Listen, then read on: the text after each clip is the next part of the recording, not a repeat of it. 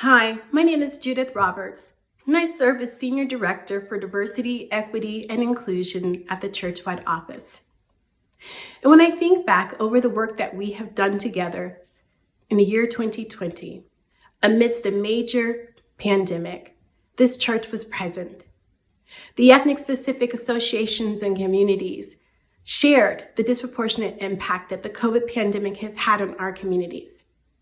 From the high death rates for African descent peoples, to the impact of anti-Asian racism and hatred, to the many different aspects that impact people living in tribal communities, to the immigrants that have been impacted by the COVID virus.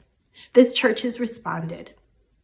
And when a young Black man in Georgia was shot down for jogging in a community by two white men, this church and its leadership in the Southeastern Synod decided to confront white supremacy by hosting an event that brought our church together.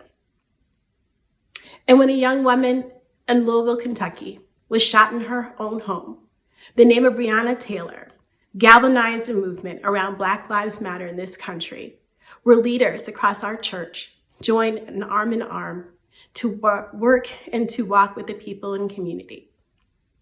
And when the story of George Floyd, a young man who was killed by police officers in Minneapolis, this church opened its doors and they called leaders to march in solidarity in the streets. And this church will continue to show up as we live into future church.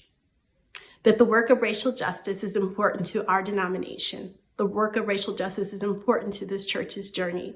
The work of racial justice is important as we think about our baptismal call to strive for justice and peace for all the world.